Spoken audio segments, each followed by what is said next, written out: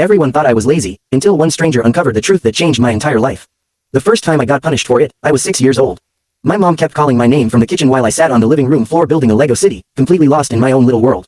When she finally stormed into the room, she looked furious. "I've been yelling for you for 5 minutes. I stared at her, confused. I didn't hear you. She thought I was ignoring her on purpose. My Legos disappeared for a month. And honestly, that became the story of my childhood. I was always the kid who reacted too late. The kid asking people to repeat themselves. The kid answering the wrong question and getting laughed at for it.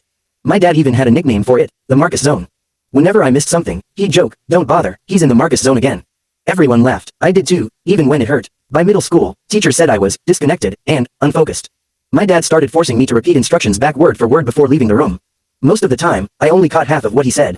But nobody noticed that part. In class, I secretly learned to read lips just to survive. I sat in the front row, staring at teachers' mouths, pretending I was a good student when really, I was just trying to understand the world.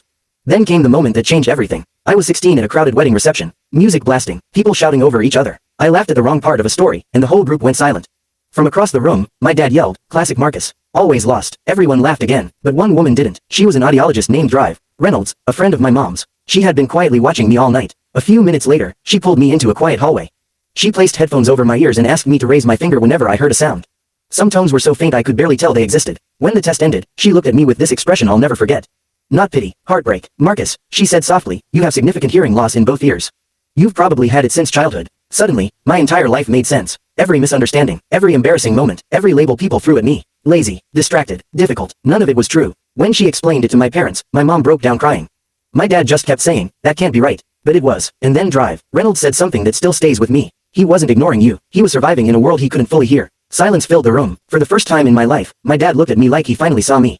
I didn't feel angry. I felt exhausted. Because all those years, I truly believed something was wrong with me. Now I wear hearing aids. And the first day I turned them on, I stood in my kitchen and heard the soft hum of the refrigerator for the very first time. I cried, not because I was sad, but because the world had been full of sound my entire life. And nobody ever stopped long enough to ask if I could hear it. So if people keep calling you lazy, difficult, or broken, don't believe them too quickly. Sometimes the real problem is that nobody cared enough to understand what you were going through.